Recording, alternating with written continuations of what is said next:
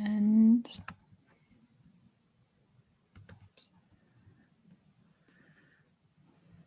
we haven't allowed attendees in yet, correct?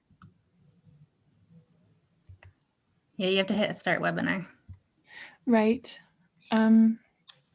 Sorry, this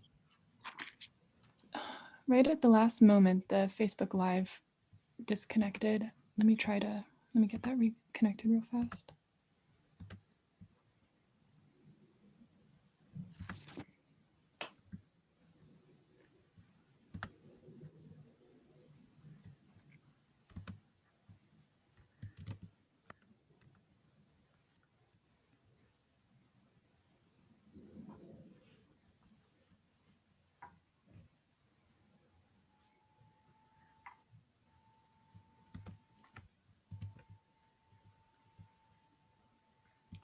Okay.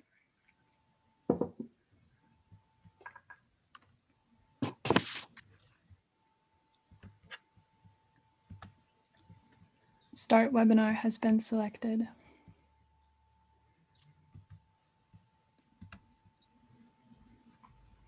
Okay. Just gonna allow people to come in real quick. Hi, welcome everyone. Hola, bienvenidos a todos.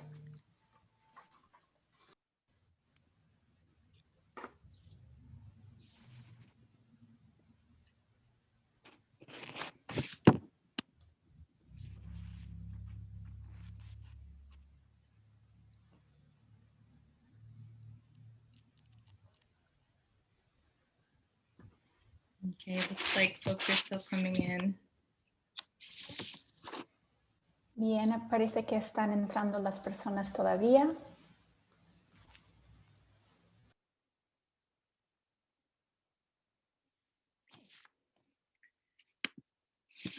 Welcome all to the press conference for the release of part 3 of the Disappeared Report series, Left to Die, Border Patrol, Search and Rescue, and the Crisis of Disappearance. Bienvenidos a la conferencia de prensa para el lanzamiento de parte 3 de la serie de informes Desaparecidos, Abandonados a la Muerte, la Patrulla Fronteriza, Búsqueda y Rescate y la Crisis de Desaparición. This report was written and will be presented to you by No More Deaths, along with la Coalicion de Derechos Humanos. Este informe fue escrito y va a ser presentado por No Más Muertes y la Coalición de Derechos Humanos. This press conference will be presented in English with concurrent Spanish interpretation, though in order to access the interpretation, you will need to join the webinar using the Zoom app. It will not work if you join from a browser. Esta conferencia de prensa se presentará en inglés con interpretación simultánea al español. Para poder usar la interpretación, tienes que usar la aplicación de Zoom Webinar. No va a funcionar si simplemente usas el internet normal. Momentarily, we will be turning the interpretation on, but wanted to make sure we had a time where everyone could hear these instructions I'm about to give. En un momento vamos a aprender la interpretación, pero queríamos tomar un tiempo para poder dar las instrucciones. To choose a language, at the bottom of your screen, shown here by the yellow arrow, click the interpretation button that will show up and choose either English or Spanish. We ask that everyone choose a language. Para poder empezar la interpretación, tienes que apretar el botón donde dice inglés o español y donde está la flecha amarilla. Pedimos que todos escojan un idioma. Okay. If you're having any technical difficulties during the presentation, please direct your questions to the chat box, which is shown here with the green arrow. Si tienes cualquier dificultad técnica durante la presentación, por favor dirige tus preguntas a la caja del chat donde está la flecha verde. There will be a Q&A at the end of the presentation, so please direct any questions about the contents of the report to the Q&A box, which is shown here with the red arrow. Habrá una sesión de preguntas y respuestas al final de la presentación. Por favor, dirige cualquier pregunta sobre el contenido del informe a la caja que dice Q y A, donde está la flecha roja. Okay, we're going to pause now and turn interpretation on. Vamos a tomar una pausa y prender la interpretación.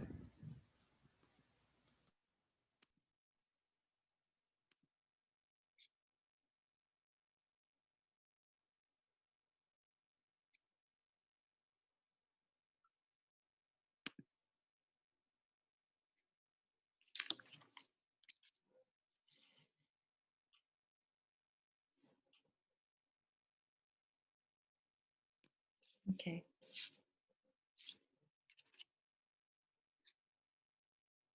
Okay. Hopefully that was enough time for everyone to choose a language.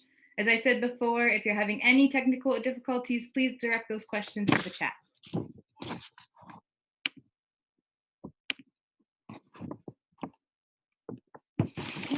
And we can move on to the next slide. Hello and welcome everyone. My name is Hannah Talib. I am a member of the No More Deaths Abuse documentation team and one of the authors of Left to Die.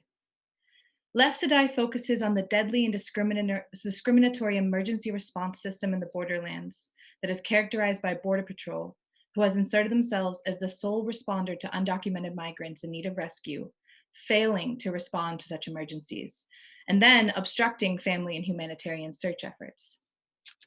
The report presents original data from frontline relief workers and community members.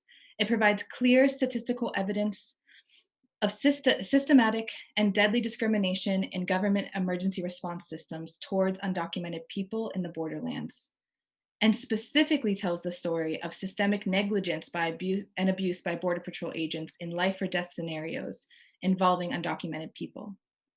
This release highlights these realities in a comprehensive manner that very few reports have been able to do in the past.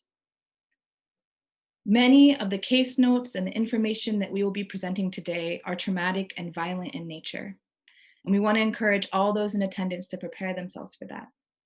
This trigger warning includes the ways in which we, as authors of this report, may unintentionally normalize this crisis that we're writing about, and the ways in which we speak about it. Though this is unintentional, it may be every bit as violent. A few more notes I want to give before getting started is that, importantly, this report was written with the explicit goal of being transformative in nature. We don't mean to merely present these realities of the borderlands, but we want them to be used in addressing fundamental changes that must be made at the federal, state, and local levels. Our analysis and lens are deeply informed by a central call for abolition. We will state this a lot of times during this presentation, but there will never be an end to the death and suffering in the borderlands without an abolition of the agencies that caused the crisis. And one final note is that all members of our writing team are US citizens, and our writing and advocacy reflects this. We understand that this privilege specifically and deeply may influence the ways in which we detailed the experiences of a generally non-documenting migrating people. Thank you for allowing me to offer those starting notes. The presentation today, we're going to break down the data sources, the findings, and some details about this report. These aspects will be shared by different authors of the report, and they'll be introduced in the sequence that's shown on your screen.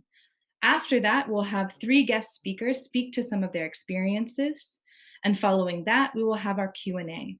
As I said before, we encourage everyone to be placing their questions about contents of the report into the Q&A box as the presentation goes on. And with that, I will be introducing Parker Deegan, who is going to be speaking about the first part of the report.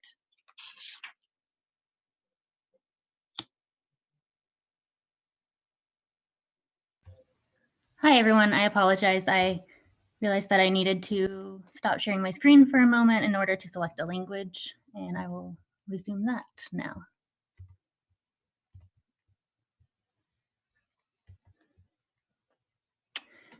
Cool. Yeah. Hey, everyone. Thank you for being here. I am also one of the authors of this report and a member of the No More Deaths Abuse documentation team.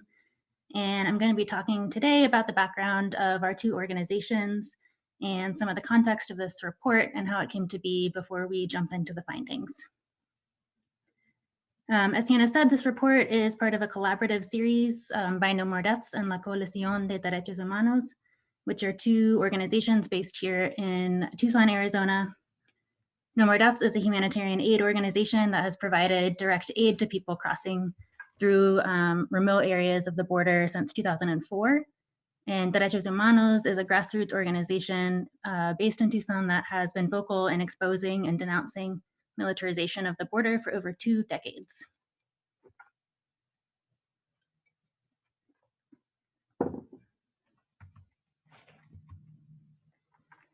Disappeared is a report series that offers original documentation of the crisis, not just of deaths of people crossing the border, but the underreported crisis of disappearance of thousands of people on US soil. Part 1 and 2 of the reports focus on life-endangering practices of Border Patrol that we witness daily in our work in the desert, including the practice of chase and scatter, where they chase groups of migrating people, causing them to become lost and injured, and interference with life-saving humanitarian aid, including the intentional destruction of water gallons that are left on remote migrant trails. This is a map of recovered remains of people who lost their lives while crossing the US-Mexico border. Each of these red dots represents a migrant whose remains were recovered between 1994 and 2020. This crisis is a direct result of prevention through deterrence, which is an enforcement strategy that was established in 1994 and has been carried out over the last 3 decades, where Border Patrol intentionally funnels migrating people into the most remote and dangerous terrain, intentionally endangering their lives. They do this using walls, surveillance, checkpoints, and other infrastructure to push people away from more relatively safe places of crossing the border. As a result of prevention through deterrence, tens of thousands of people have died or disappeared. It has also created a huge need for emergency services in the remote borderlands. So people crossing the border in these regions will become lost, separated from their groups. They become ill, dehydrated, lacking food and water, often suffering extremity injuries that cause them to not be able to continue walking to seek help. And when people in these situations do reach out for help by contacting 911, local emergency response services, all calls from people believed to be crossing the border are transferred to Border Patrol. So for example, here in Pima County, which is the county that routinely sees as many as half or more of total number of people who lose their lives while crossing the border, Pima County receives over 1,500 of these calls a year and transfers each of those to Border Patrol. So an average of 4.5 calls every day. And similarly, when family members searching for their loved ones or advocates on their behalf contact local emergency services, they're also told that they have to contact Border Patrol. Border Patrol also receives emergency response from people they arrest in the desert.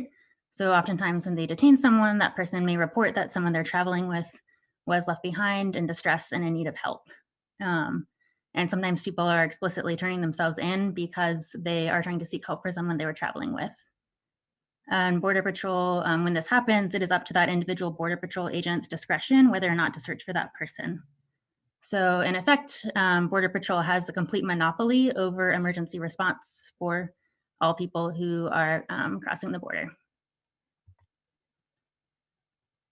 So people crossing the border are funneled into a completely separate system from what would respond to, for example, a lost citizen, a hiker, or a tourist lost in the exact same areas. But Border Patrol is not a search and rescue organization. Instead, Border Patrol is a massive militarized federal enforcement agency that dedicates over 99% of its personnel and over 99% of its budget towards enforcement practices that actively endanger the same people they're supposed to be searching for. Border Patrol is also an agency with a long records of human rights abuses, as many of us here know, and also an agency that operates with no accountability to the public. So essentially, the outcomes of each of these cases are completely unknown because they don't operate with any transparency. And in fact, our team has actually tried to request this information many times in the past. We have filed Freedom of Information Acts requesting any data about Border Patrol search and rescue practices, and we have not received any response. And today we are actually filing a complaint to move forward with litigation to try and force Border Patrol to produce this data. But we do know from experience over the years that when families reach out for help from Border Patrol, when advocates reach out and request searches, they are met with dead ends. At times, agents completely refuse. Other times, they simply don't respond to requests for emergency assistance. And so families reaching out to Border Patrol are treated with hostility, they're turned away, and these cases are not treated as genuine emergencies.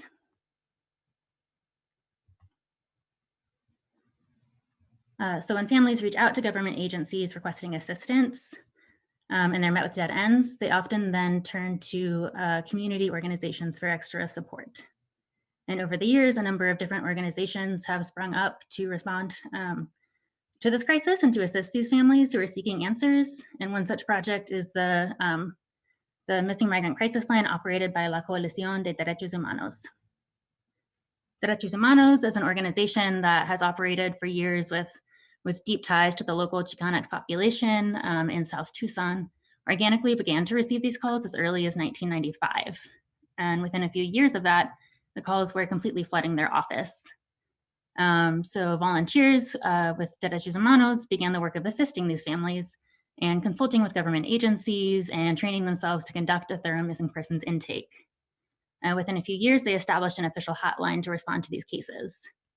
Volunteers would assist family members searching for loved ones in ICE detention, in Border Patrol custody, as well as in morgues to determine if there was a chance that their loved one had already died. And then if there was a chance that the person was lost and missing in the desert, then they would help them try and activate a search and rescue response, which often looked like reaching out to government agencies such as Border Patrol to request a search. And other times it looked like partnering with humanitarian or community-based search and rescue teams. So out of this context and out of the work of the hotline came the report we're releasing today, Left to Die. And we are just trying to provide some documentation about what happens when Border Patrol is entrusted with emergency response in the borderlands.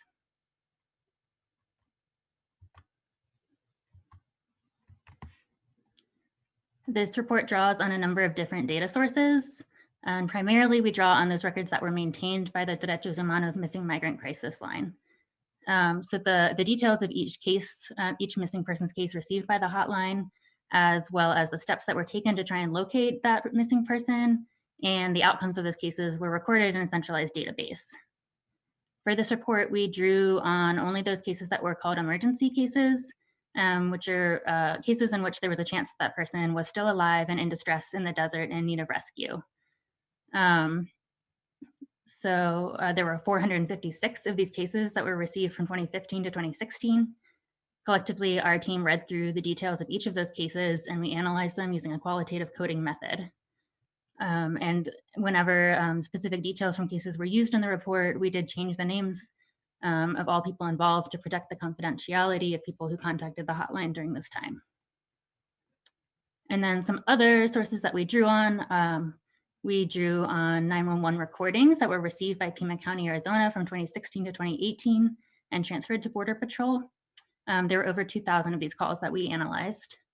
We also drew on testimony from hotline volunteers and humanitarian search team members, as well as interviews with Pima County Sheriff's Department search and rescue coordinators, so those who would be responding to a case for a lost citizen in the area, and interviews with current and former Border Patrol agents. We also analyzed over 100 press releases released by Customs and Border Protection that referred to an incident as a rescue. So I'm gonna pass it over to Sophie, who's gonna start to get into our findings.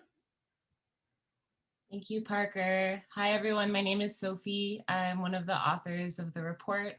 It's good to be with you all today. I'm going to walk through some of the findings in the first section of our report, which really evidences disastrous rates of Border Patrol non-response to the life or death emergencies that are reported to them. So to do this, as Parker mentioned, we looked at case details from emergency calls that the Derechos Humanos crisis line received in which family members were reaching out to report to volunteers that they had a loved one who was possibly still alive and in active danger somewhere in the desert. So these cases were either search cases or rescue cases, the difference being a rescue is an emergency situation in which the precise location of the distressed person is known, but they may be injured or otherwise stranded and in need of emergency assistance. A search, on the other hand, is a case in which the precise location of the distressed person is not known. So this requires a urgent search of the region around where the person may be lost and in distress. So those families that were contacting the crisis line during this time generally had already tried to contact authorities for emergency assistance, but had no indication that anyone was taking any action. So they were reaching out to the crisis line for support. And trained volunteers would support these family members by conducting a thorough missing persons intake, which included gathering all locational information that was known about the distressed person's case, the point where they may have last been known to have been seen or located, information about their medical condition, whether they were mobile, how sick or injured they were, the timeline of their case, how long they've been missing or out in the elements. And then with the consent of the family member, the reporting party, volunteers with the crisis line would then contact authorities to try to advocate for emergency assistance to mobilize. So because of the segregated emergency response system that Parker outlined, this meant that crisis line volunteers were routinely contacting Border Patrol, either through the 911 system and being transferred, by reaching out to local law enforcement and then being redirected, or by reaching out directly to Border Patrol themselves. And so upon review of the records kept by crisis line workers on these cases about what measures Border Patrol did or did not take in response, we found systemic and deadly rates of non-response and diminished response by Border Patrol to undocumented people in distress. And I'm going to share some of the empirical kind of statistical information that we derived from this study. But another important component of the data contained in this report are anecdotes, testimonials, and stories from particular cases that really contain a step-by-step narrative of what happened to someone, a specific person in distress, that are really demonstrative of the scenario that we're documenting. So before going into data, I'd like to share a little bit about the case of a person named Joel, whose sister contacted the crisis line on October 1st, 2015. Parker, if you're able, yeah, thank you. Joel's case was number 442 received by the crisis line during this period. And it was a case in which the sister of Joel called the crisis line reporting that Joel was lost and alone in the desert without food or water for 3 days. He was very hungry, tired, and cold, and in distress. Case notes read, in October 2015, the Derechos Humanos crisis line received a call from Joel's sister. Joel had called her from somewhere in South Texas. Joel said that after crossing a river, he had walked for 2 hours until he happened upon a hunter's cabin. Soon after, Joel's phone stopped working. Joel's sister immediately contacted Border Patrol to request that they launch an emergency search and rescue effort for her brother, but Border Patrol agents refused to respond. Joel's family then offered to pay the cost privately for the helicopter to go and try and search, to try to compel Border Patrol to mobilize, but Border Patrol still refused to take any action. Joel's sister then called 911. County 911 dispatchers told her to call Border Patrol, despite the fact that they'd already refused to respond. With every attempt to mobilize government assistance leading to a dead end, Joel's sister sought community-based support via the Derechos Humanos Missing Migrant Crisis Line. The volunteer who responded to her call tried contacting a local police department to see if they'd received a 911 call from Joel. Police informed the volunteer that, quote, sometimes we get calls from people lost in the brush who just crossed the river and we send them to Border Patrol. Border Patrol takes care of it. Despite all of these efforts, Border Patrol never launched any emergency response for Joel. This was in 2015, and he remains disappeared. Joel was never found. So Joel's is just one of 456 emergency cases that the crisis line handled in a 2-year period, and we studied all of these cases, specifically looking at the frequency, quality, and outcome of documented Border Patrol search and rescue efforts. So this chart provides a statistical breakdown of the frequency with which we found Border Patrol responded to emergency cases that were reported to them.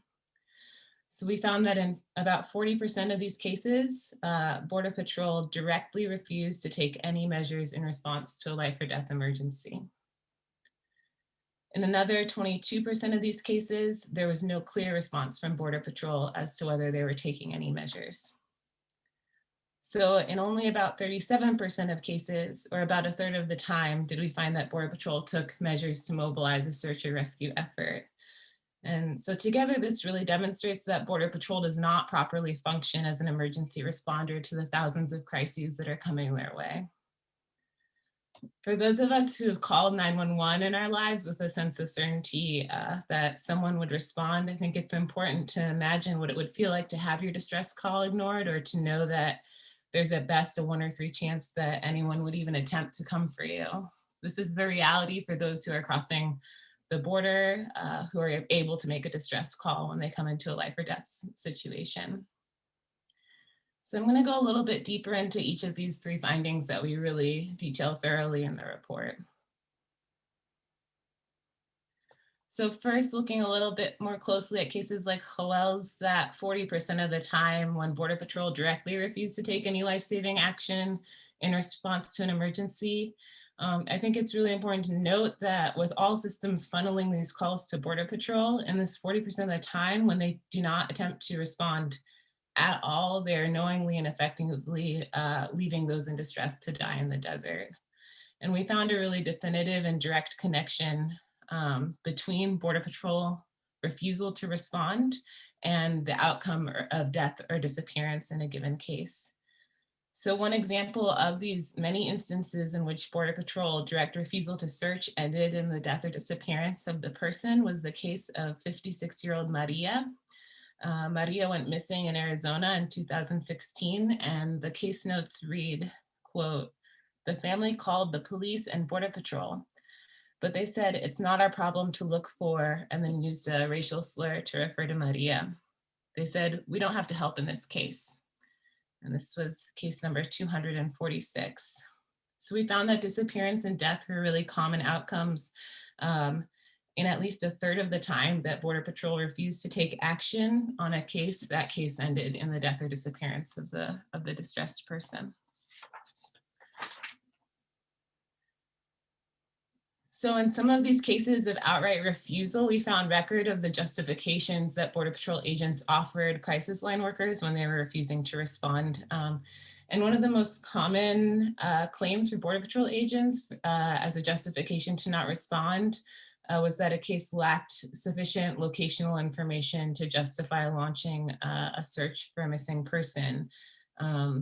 Border Patrol agents would tell volunteers, despite the vetting process and the intake process of collecting significant locational information enough to request a search from them, Border Patrol agents would say that to launch a search would be like trying to find a needle in a haystack, trying to locate a wave in the ocean.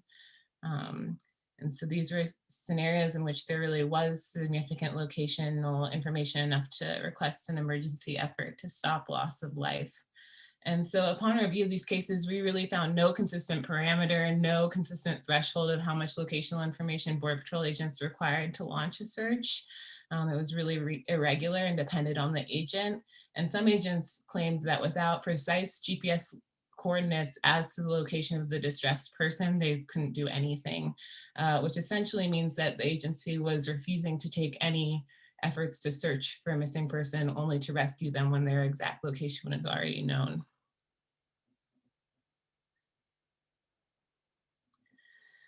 Another really common justification that was recorded from Border Patrol was them claiming that they lacked enough resources to go out on a search or rescue. However, we know that Border Patrol is the most heavily resourced federal law enforcement agency in the United States. In these cases, agents made it very clear that the issue was not that they lacked resources in general, but that their resources, their helicopters, their vehicles, their personnel were primarily dedicated to carrying out their border enforcement activities, and that rescue efforts were secondary to that. In one example, a Border Patrol supervisor told a crisis line volunteer who was reporting multiple people in distress in a specific area, he said, quote, "We're not going to take the helicopter out for just a few subjects. Our helicopters are tasked with other things right now." So repeatedly, we found that the issue was not a general lack of resources, but a lack of priority by Border Patrol placed on preventing loss of life, despite the fact that Border Patrol is often the designated sole responder to whom emergency calls are being funneled. All told, we found that many of these justifications to do nothing by Border Patrol were either blatantly false or indicated that Border Patrol intentionally deprioritizes life-saving action to their militarized enforcement activities. So in addition to the 40% of the time in which we found that Border Patrol directly refused to respond to an emergency that was reported to them, we found another 22% of cases Border Patrol agents would not confirm or deny whether they were taking any measures in response to an emergency. So in other words, they wouldn't confirm that they were searching or rescuing a distressed person. Confirmation to the reporting party is an essential standard for any professional search and rescue operation, and lack of confirmation such as this really leaves families into the dark as to whether anyone is going to attempt to save the life of their loved one, leaves them into the dark as to what measures they would need to take themselves. So we found numerous cases in which Border Patrol agents were vague, non-committal, or non-specific about what action, if any, they were taking in response to emergency. So statements from agents that were typical were, "We'll keep an eye out for him, we'll let a supervisor know," saying, "Our guys are out there in the field all the time," or "This information will get to the appropriate people," without any indication that there was specific emergency response being mobilized regarding the case that was being reported to them. And in many of these cases, Border Patrol agents would promise to families or advocates that they would follow up with them after receiving an initial missing persons report, and then they would never hear anything from Border Patrol again. So looking more deeply into this, we found that lack of confirmation is not actually a matter of misconduct or lack of training of Border Patrol agents, but is actually an official agency protocol. A supervising Border Patrol agent recently stated in a federal courtroom that they don't confirm or deny any information about their search or rescue activities with the public, and they include direct family of the missing or those in distress in the public, that they don't share this information whether they're searching at all, because in his words, it would threaten their border enforcement mission. So in other words, Border Patrol upholds no obligation to communicate with the families and advocates about efforts being taken to save the life of loved ones. And this policy is just really another indication that there's a deadly conflict between Border Patrol's enforcement mission and their charge to rescue those in distress. So taken together, the 40% of the time that they directly refuse with the 22% that they won't confirm, we found that in a 2/3 majority of all emergency cases, Border Patrol did not conduct any confirmed response to a life or death situation whatsoever. So in that third, or 37% of the cases in which we did find record of a Border Patrol emergency response of some sort, we found that the quality and scope of these search and rescue efforts were seriously delayed or diminished when compared to the measures that are taken by authorities to locate or rescue US citizens or tourists in same or similar remote areas.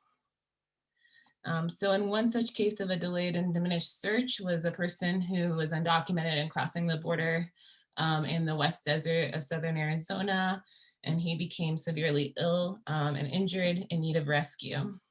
A Border Patrol agent told the crisis line worker who was reporting the emergency that he sent a ground and aerial patrol to search the area. However, he called back and let the crisis line worker know that he'd called off the search after agents looked for about 30 minutes, no more than an hour. However, the person was never found and remains disappeared. In our review of 456 cases, we found no evidence of a Border Patrol search that lasted more than 3 days. Most of them lasted less than a day, and some lasted less than an hour, and were frequently called off without locating the distressed person. We found in a quarter of these cases in which Border Patrol did mobilize a search or rescue response, the case ended in the death or disappearance of the person. I'm sorry, the case ended in the disappearance of the person, meaning they were not even located in death. So in a quarter of the time that Border Patrol did search, that case ended in the disappearance of the person.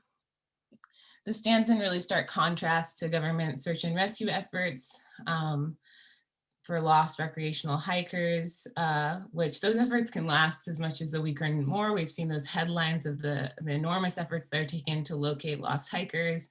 Those efforts are really rarely ever called off without locating the lost person. So we had county search and rescue personnel tell us that they have a nearly 100% success rate when searching for lost or injured hikers in remote areas. They might find the distressed person deceased, but they do ultimately locate them. So these contrasting failure rates and rates of disappearance is really clear evidence of a discriminatory system in which the quality and duration of a government emergency response in the United States is determined by the perceived identity or immigration status of the distressed person. So despite of this, or perhaps because of it, because of this dysfunctional reality of really deadly neglect, Border Patrol regularly touts its many rescues in headlines of agency press releases that it puts out to the media really frequently. So we reviewed 150 such agency press releases that mentioned a rescue in a 2-year period. And we found by and large that this is really a misleading propaganda effort that aims to distort public opinion and distract from the lack of adequate government response to the search and rescue crisis in the desert. For example, when we scrutinized these press releases, we found that more than half of them, 57% of them, Border Patrol was reporting a routine immigration-related arrest as a rescue. So many of these were not in response to a reported emergency at all, but were cases in which Border Patrol line agents in the field happened upon undocumented people in the desert who they then arrested and then put out a press release claiming it as a rescue.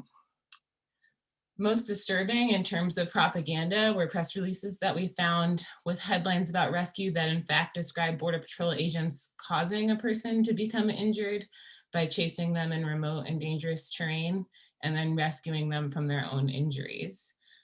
So this was the case in a December 2018 press release titled "Agents Rescue Man from Drowning." However, the details beneath the headline describe how Border Patrol used a helicopter to chase an 18-year-old into a cattle pond where he nearly drowned. The release then reports on how agents rescued the 18-year-old from drowning in the tank to arrest him. So this propaganda effort, this humanitarian propaganda effort, aims to falsely inflate Border Patrol's life-saving appearance to the public. It distracts from the reality that Border Patrol is really ill-equipped to provide emergency services, and it makes borderland search and rescue emergencies appear to be well managed rather than being the urgent and escalating crisis that they are.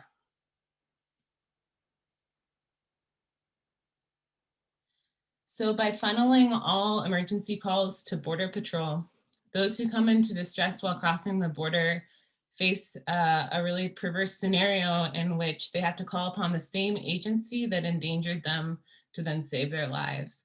So they have to look to the same helicopters, the same agents that may have chased and scattered them in a remote area, who may have caused them to lose their food supplies, their water, may have caused them to get scattered and separated from their traveling companions, may have caused them to become injured and hence to need emergency assistance in the first place. They have to call on that same agency for a life-saving rescue. The crisis line database contained records of an overwhelming number of such cases in which dangerous Border Patrol enforcement tactics in the backcountry caused the person to come into emergency distress. In one example, a young man named Luis went missing after a Border Patrol chase in the desert. And case notes read, Luis was left alone and had lost sight of his group when everyone was scattered. after being chased by Border Patrol agents. In this case, Luis was never found. He disappeared. So we weighed the number of cases handled by the crisis line that documented Border Patrol chasing or scattering people in a failed or dangerous apprehension attempt against the number that Border Patrol mobilized some search or rescue response to a reported emergency. And from this comparison, we found clear evidence that Border Patrol was more than twice as likely to directly cause a person to go missing than they were to participate in searching or rescuing a distressed person. So in other words, on a daily basis, Border Patrol is much more heavily involved in engineering emergencies than it is in responding to them.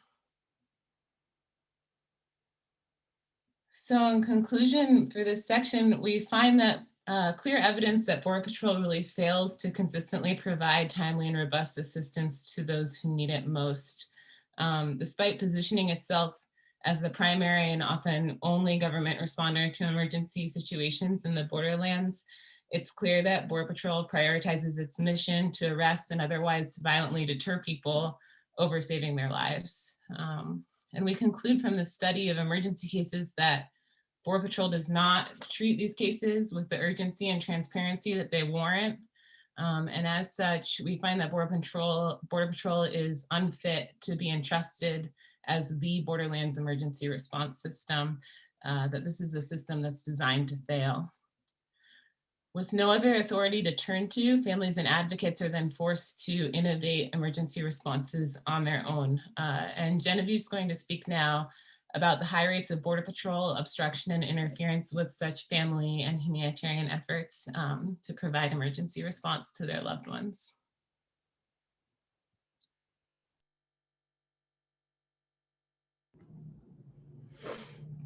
Thank you, Sophie.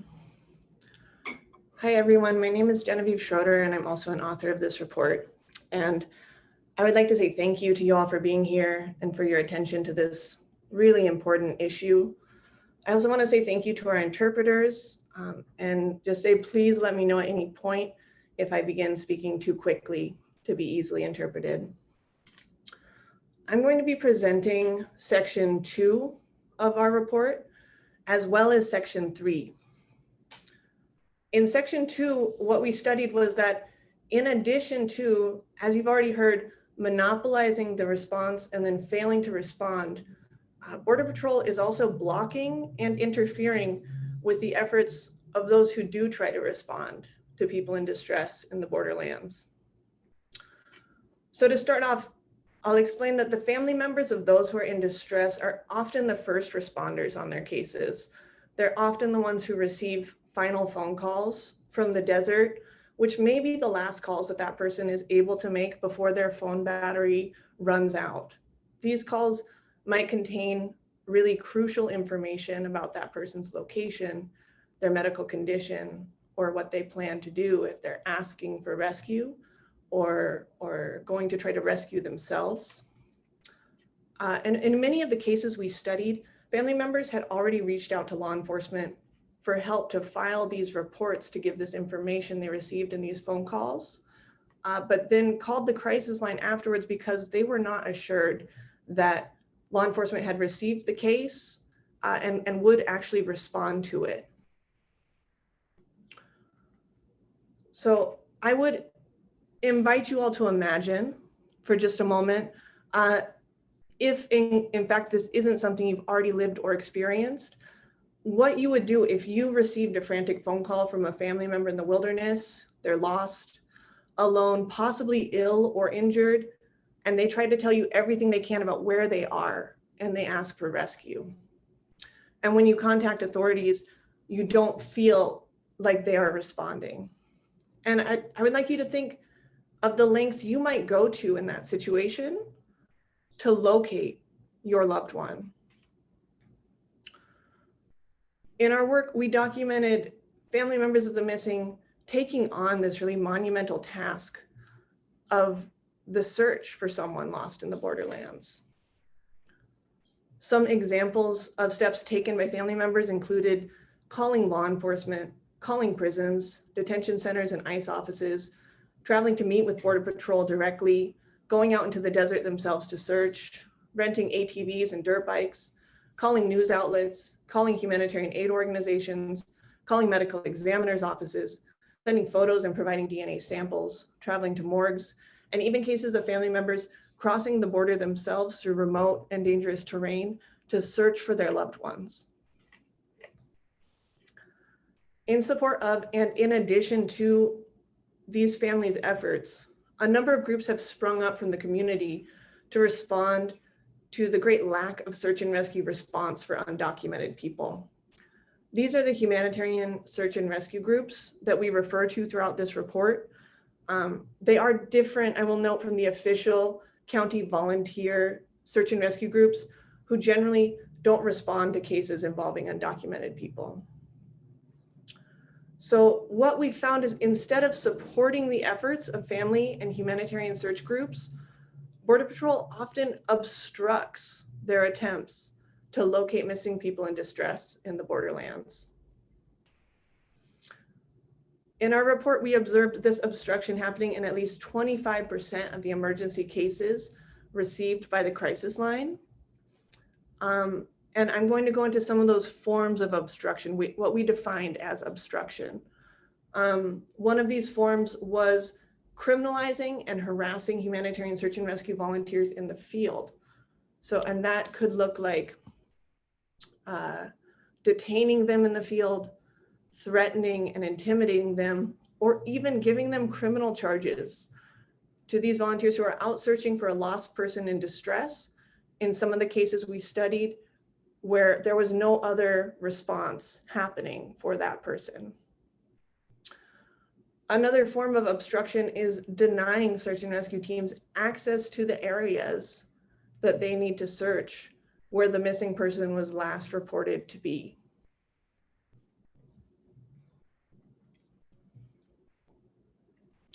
Another form of obstruction is denying eyewitnesses in custody or eyewitnesses who have already been deported humanitarian parole. So these are eyewitnesses who went to seek help for someone whose report of that person in distress to arresting officers was ignored, who are now detained or deported and are requesting the chance to be temporarily paroled out of detention or back into the country to lead the search for the person they themselves witnessed being left behind. And what we documented was the denial of this request, or it would be offered, but then never followed up on.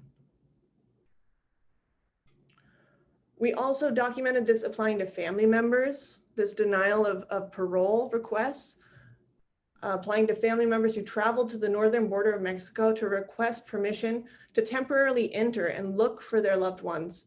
In some cases with a search area just a few miles north of where they are stopped at that line. And in some cases where there's no apparent search underway. And this parole is always systematically denied.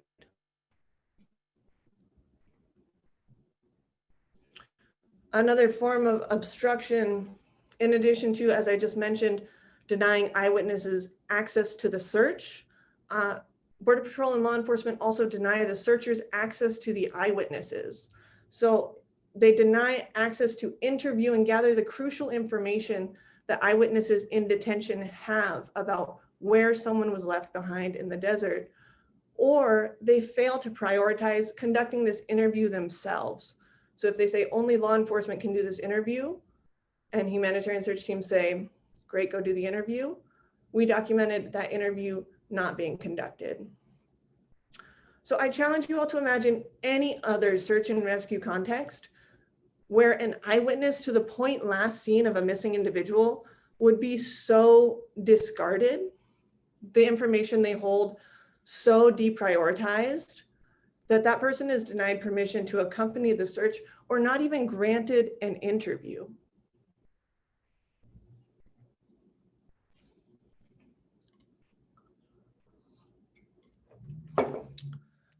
Another form of obstruction is denying requests to share really critical information that is only held by Border Patrol or another agency that is necessary to launch a search for someone. Some examples of that might be hand-drawn maps, apprehension coordinates of the eyewitness or the reporting party, or the location of the chase and scatter event, or the pursuit event that caused someone to go missing in the first place.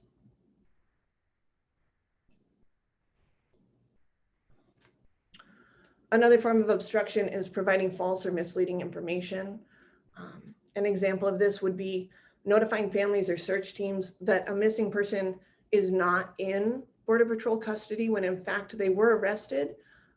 In some cases were arrested a while ago. In some cases were already processed and deported. This leads to a really baffling situation in which families continue to search for their loved one long after they've been arrested, they're in custody. Some searches we documented were called off by individuals calling days or weeks later, calling themselves from detention or after being deported, all while Border Patrol maintains that they haven't been arrested and they don't have this individual.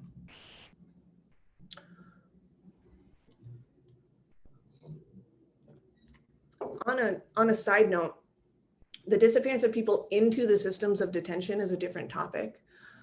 We only touch on it briefly as it applies to search and rescue in those cases where an individual is held in custody and denied a phone call while families search both desert and the detention system for them. In one case, an individual made frantic phone calls from the desert and his family began a search. The next they heard from him was 5 months later. He was calling from an ICE detention center. It was the first phone call he was given. The family had searched for him for 5 months without result and had decided that he must have perished. They had already visited medical examiners' offices and provided DNA samples.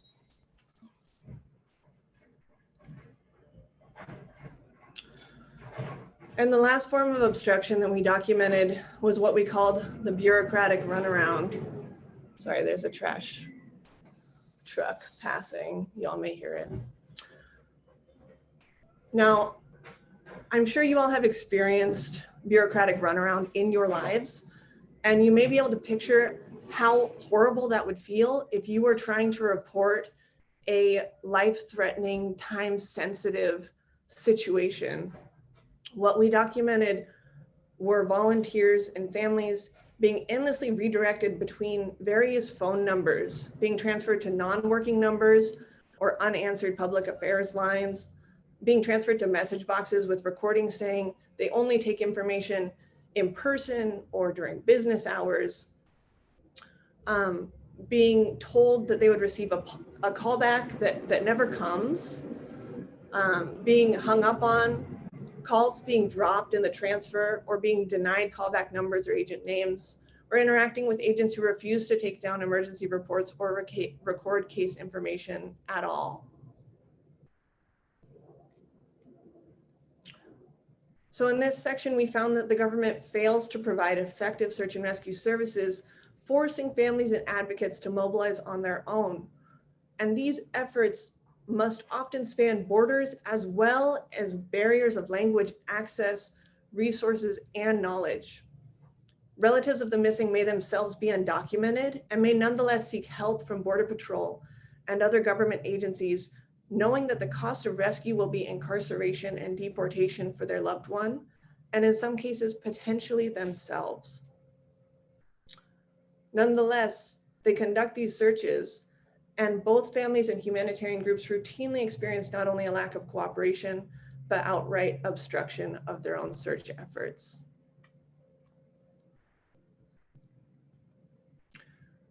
And the consequences of that obstruction of those who will respond, as well as Border Patrol's lack of response, is what we focus in on in part 3 of the report.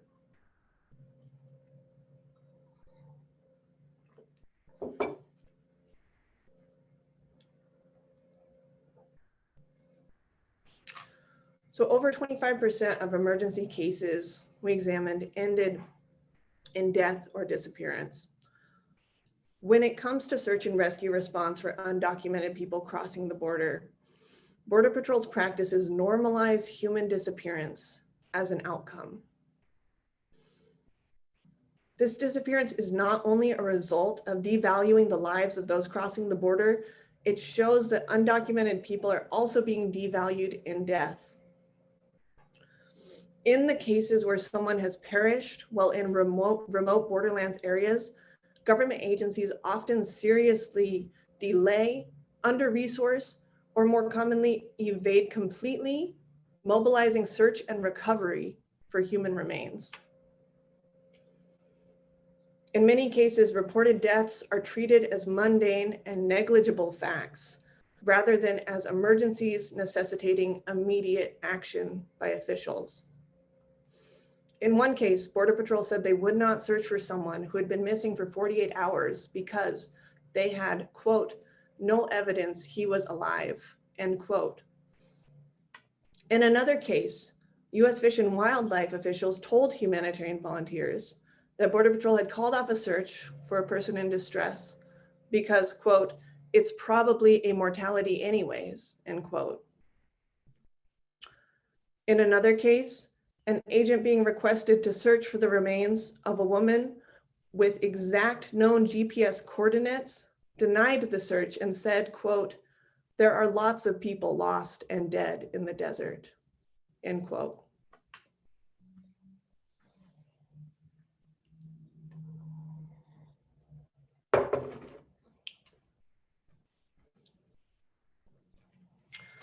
In this section, we also examine some of the enormous swaths of land that are extremely remote and largely inaccessible to the public, although not to law enforcement.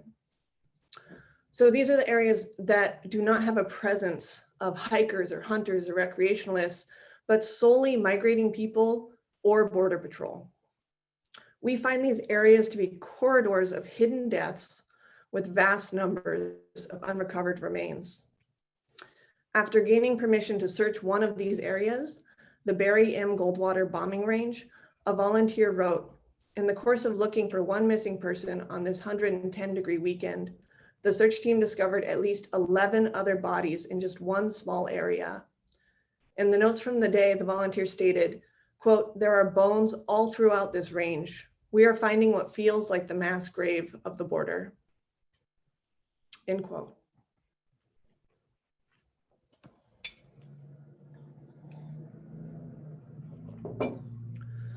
In this section, we also examine the grim reality of overlapping emergencies that this particular set of circumstances creates, leading to drastically escalating death and disappearance. Our documentation includes examples that show systems clearly overwhelmed by the number of emergencies on a given day. It shows cases starting with one person in distress, quickly escalating to involve multiple people in distress. It shows searches launching for one person only to encounter multiple others in need of medical attention. We also show searches launching for a person in distress, but encountering one or multiple sites where an individual perished and remained unrecovered.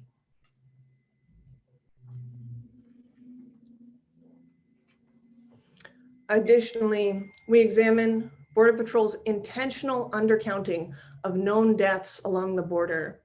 And we work to officially document the crisis of disappearance to show that the number of known deaths, already severely undercounted, is only a fraction of the true loss of life caused by deadly US border policy. We also examined the failure to prioritize remains recovery or timely remains recovery as a contributor to the crisis of disappearance, as the possibility for identification of someone severely diminishes the longer a person's remains are left out in the desert.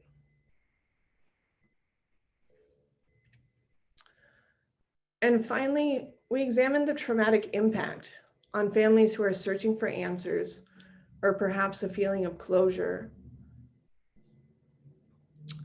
And this quote I'll share with you comes from the handbook for the Arizona Search and Rescue's Coordinators Association. So this is the official county search and rescue group. And this quote comes from their handbook. And they say, quote, it is crucial to remember that bringing closure to an incident is very critical to the well-being of family members. Death is always difficult to deal with, but the unknown factors of dealing with a loved one that has not been located is much more difficult. So with that, I will again just thank you for your attention to this issue. And I'm going to shift over to Parker, who will speak on some of the conclusions of this report.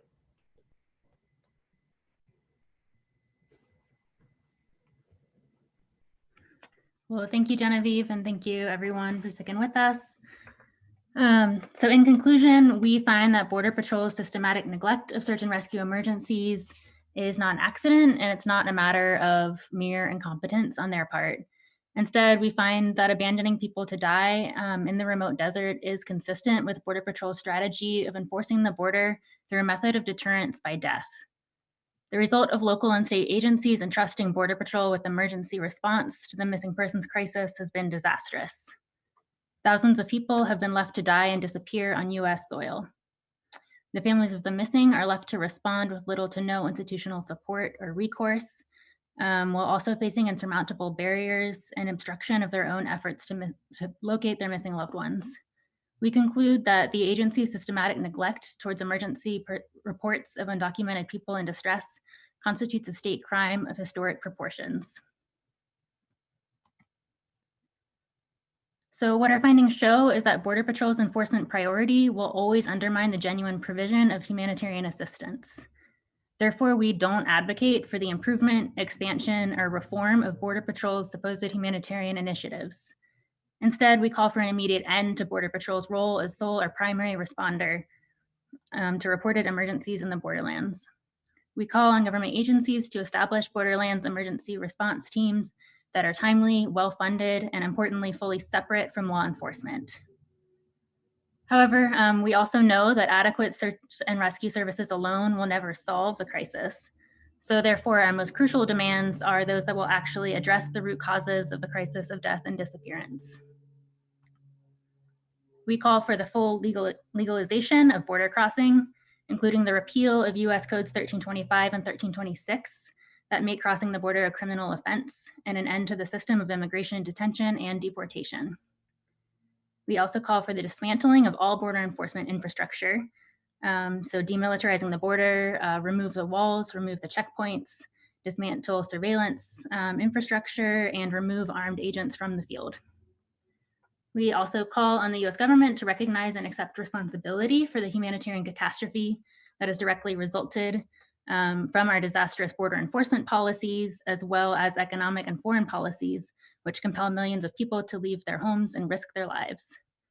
And we also call for the establishment of a reparations program for the families of all people harmed and disappeared by the US border policy and discriminatory emergency response systems. So that is our report, and I'm going to pass it back to Hannah to introduce our wonderful guest speakers today.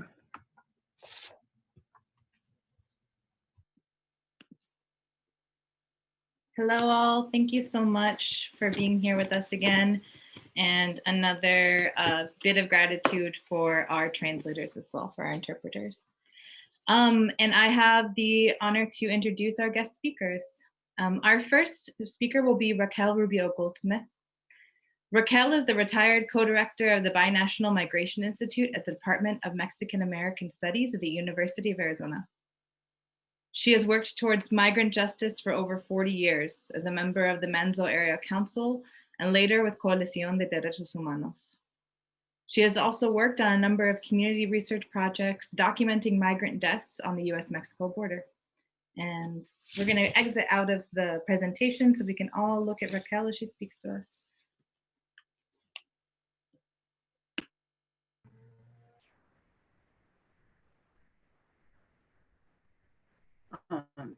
I don't know whether I'm on. We can all see you, Raquel. All right. Muy buenos días a todos, compañeros y compañeras. Buenos días a todos los que están en solidaridad en esta lucha por justicia y dignidad, en estas tierras fronterizas, y siempre agradeciendo a las naciones originarias que comparten sus tierras con nosotros. Good day, compañeros and compañeras. Good day to all those in solidarity in our struggle to bring justice and dignity to all living and passing through the borderlands. And of course, in grateful recognition of our indigenous nations, the Tohono O'odham and Yoemi, that share their lands with us. How fortunate we are, all of us, for these dozens and hundreds of marvelous young volunteers that have picked up the cause with all of us at Derechos Humanos. Volunteers at Derechos Humanos who for years have been the pillar of answering responses to our community and letting us build a focal place where we can enter into the issues and make responses to these violations that take place on our lands. I'm not going to repeat any of what was in the report, which has been so excellently put together by the authors. These wonderful young women who using all their skills with knowledge and technology to put data, the data that we collected, that all our volunteers collected at Derechos Humanos. I want to speak about the data. That's the basis for what we can find out. That is, how can we collect the experiences? How can we organize them? How can we analyze them so we can have some understanding of what happens on this border? That has been the goal of the Coalición de Derechos Humanos from its very inception, to have the true story told, to bring the true story to the people of this country and of Mexico originally, but of the world, of what goes on in this borderlands that is the target of such violations of human rights. So it is the data I want to direct myself to. I always remember what a historian in Mexico, Edmundo O'Gorman, and then later also I learned from Howard Zinn, who look at data and say, well, yes, we have government reports. And we do in this country. We have dozens of government reports that tell one side of the story. How many places can we go where we have a systematic report on the stories of the people that are a target or who have to experience this the very violations as we apply immigration policy on the border? And this is not new. It is not something that just happens in these last few years. The violence on our border has been going on since its inception. It is a border based on violence. So let us look carefully at why people would go to Derechos Humanos and tell their story. One of the things that a group of us learned since we were in Manzo area, where we had this strong sense of listening to what community needed, was that we needed a focal point for people to come, a place where people could come and give the information, knowing that it would be used appropriately, knowing that it would not be thrown out, knowing that they would be listened to. And why did we do that? Because we were all from families of people of Mexican descent living in these occupied lands. And we were brought up in families that always looked for justice and dignity, taught us that in order to survive, we had to build good communities. And as many doors as were closed to us, communities made great efforts to teach their young, to mentor our young, and then say, go and learn and come back and bring it with you. And that's what many of us have done, not only here, but all through the communities of people of Mexican descent. and of communities of all kinds. Teach the young in order to bring a better world. Teach the young to bring justice.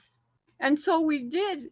And as we formed Manzo as a community group, listening to community, we learned a lot of things that really were important for what was to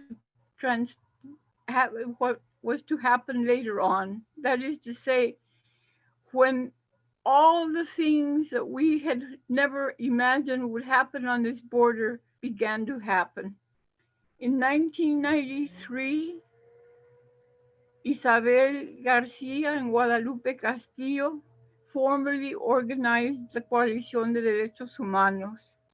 And with it came the commitment to have a place where the community would take their issues and we would find ways of responding. We would find the skills and take the necessary action to bring about change. One thing was to listen to community. The next was to build coalitions.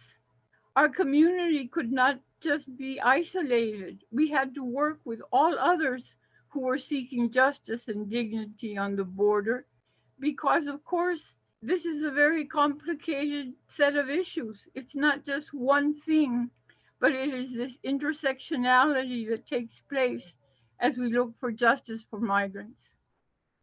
And so over the years, starting with a very strong collaboration with Tohono O'odham and Yoemis in terms of finding ways for them to cross from Mexico into the United States for their ceremonial rituals. We began working with them. We find la Alianza Indígena Sin Fronteras comes into formal being in 1996. And for years, we have this close collaboration and working together with our indigenous brothers and sisters. We also built a very strong collaboration very early on with environmentalists, the Wall and the Defenders of Wildlife. It started because environmentalists realized how the way we were enforcing immigration policy was damaging life for everyone around the borderlands. And so it was with working with labor at all levels to the point that we had a clinic, a workers' clinic that helped workers learn how to reclaim their salaries, how to take care of violations to their working rights, and on down so that we even have been members of the AFL-CIO forum for several years, and Isabel has presented at their conferences. We always work together with labor.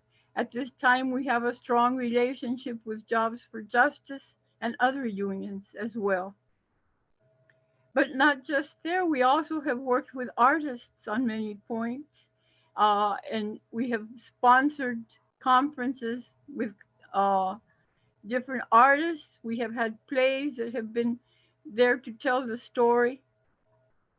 We have worked together with the LGBT community. We have worked together with our collaborators in Black Lives Matter. We have worked together with people to do away with Operation Streamline. That is to say, we have looked in all places to spread the word of the story that is told by the people who are a target of these violations. We have worked very closely with Mexico on different levels of human rights, establishing the Comisión Fronteriza as a part of the Consejo Consultivo de Mexicanos en el Exterior. We have been members of that off and on for a number of years. All of these things building trust in our community so that every Thursday at 5:30 in the afternoon at Sam Lina Library for 25 years, Derechos held a community meeting where people would bring their issues and we would try to find ways not only to respond, but to bring action and advocacy to our community in this. And so then, of course, we have what happens in 1995 and afterward, that we began receiving calls from all parts of Mexico, parts of Central America, of people looking for their missed beloved migrants. And that was the beginning of this long journey that we have taken. Death on the border that is physical death, that is ambiguous death, and that is a social death. That is to say, physically, we find bodies who speak out of what they went through.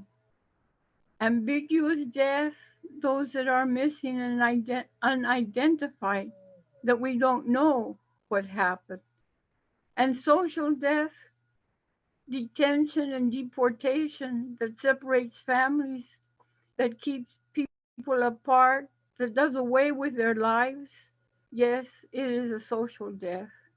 And so in all these efforts to respond to these families, here we have had dozens of outstanding volunteers that have given their lives to this hotline, opening their hearts and their homes to families that are searching their loved ones, who have given of their energy, of their knowledge, and also of their hearts to make this a better world.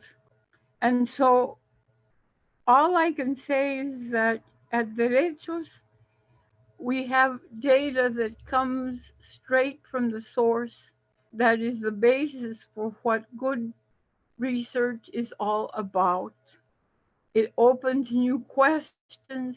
It takes us down paths that have been denied and unknown. No one would talk of militarization, but the stories we heard, we knew it was happening. No one would talk about deaths, but the stories we heard, we knew it was happening. And so now we have to learn that community voices and the way that these wonderful young authors have put it together will make a difference in policy. And here is where we can all help.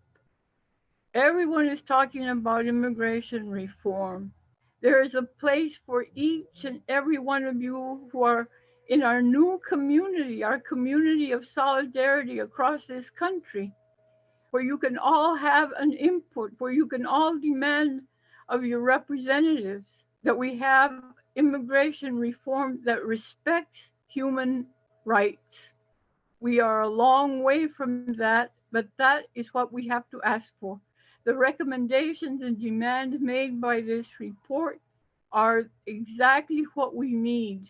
The granular stories that they bring to the big issue of policy is exactly what we must take to our representatives.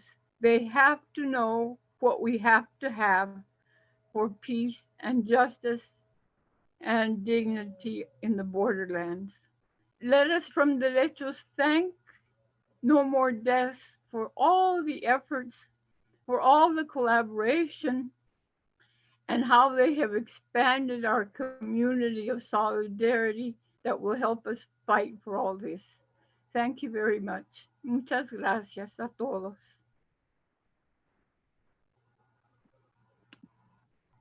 Thank you so much, Raquel. I just want to remind those in attendance that if you have questions for the Q&A, we're going to be doing that after our next two speakers. And you can place them in the Q&A box. And thank you, Raquel, for providing such large perspective. And I'm so glad you were able to join us today. I'm going to introduce our second speaker now. Our second speaker is Devora Gonzalez. Devora is from Los Angeles, born to migrant parents that found refuge in the city after migrating from El Salvador and Guatemala. She was co-coordinator of the Derechos Humanos Missing Migrant Crisis Line. Devora has been active in migrant rights work, resistance, and resilience of border communities in the face of militarization. She is now an organizer with the School of America's Watch, focusing on the program area of dismantling border imperialism. So I hope you all can join me in welcoming Dev. Hi, everyone. Thank you so much, Hannah. Thank you, No More Deaths, Coalición de Derechos Humanos. It's a pleasure being here. This work really, it's deep, deep in my heart. I was one of the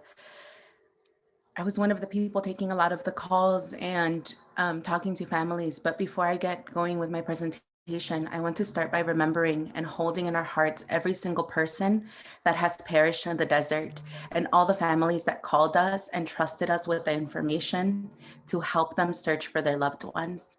Some of those families that are still calling, still searching, still hoping to have answers.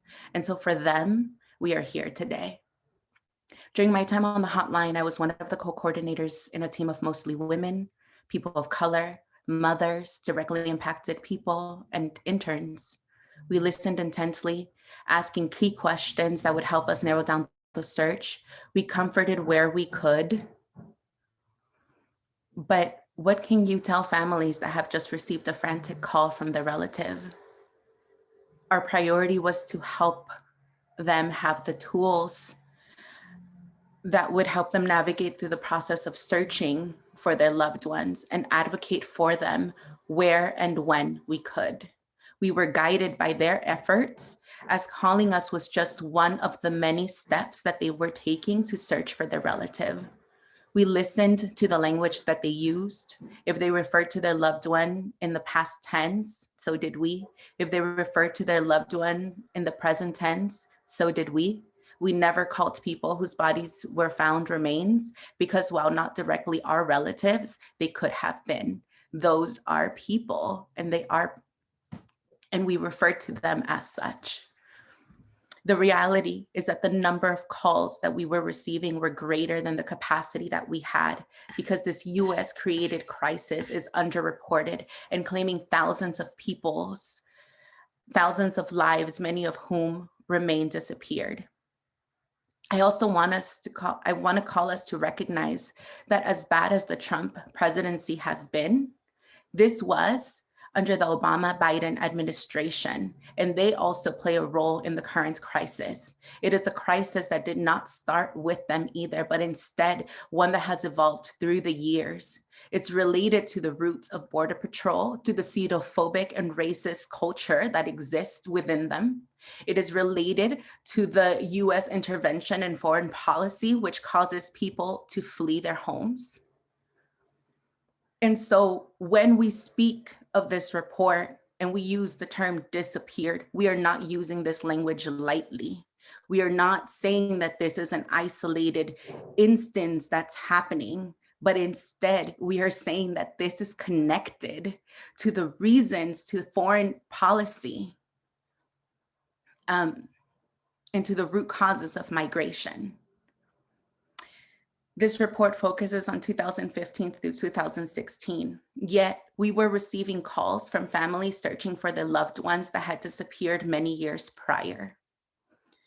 In 2015, I personally received a phone call from a daughter who was 30 at the time, and she was searching for her mom who disappeared in 2000. Her mom and herself were traveling from Peru. Her mom was pregnant, suffered a miscarriage in Chiapas, Mexico,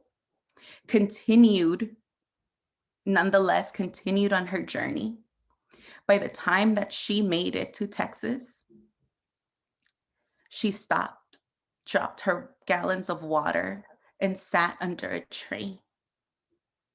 Asked the guide to continue to take her daughter so that she would make it. The daughter told me that her mom said that she was going to return. She was going to go back and she was going to meet up with her again. She never saw her mom again. And 15 years after, she was still searching for her mom. And I am sure that unless her mom's body has been found, she is still searching for her mom. She is still questioning what happened to her mom. A senseless loss of life. There was another son He was 3 years old by the time his father disappeared in 1983. He was still searching for his father in 2015. I asked if I could speak to his mom because his mom would know the details so that we can do an intake, what we call an intake, where we gathered geographical information of where the person was lost and where we gathered biographical information, what they looked like, what they were wearing, if they had any marks on their body, anything that would help us identify them. And when I was speaking to the wife, she stopped and she said, wow, I hadn't thought of him in this much detail in a long time. So I share these stories with you, these very personal stories of very real people who have been impacted by this senseless violence, who have been forced to flee their home to survive, who are still disappeared, who are still missing. And so I just want to conclude with the fact that families don't ever stop searching. And this work and this report that I'm very, very proud to have been a part of, I hope that it will help change policy, that it will help so that people don't continue to disappear. And so that at the very least, there will be some kind of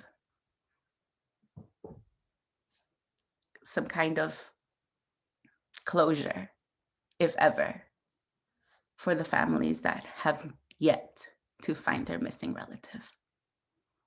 So, thank you.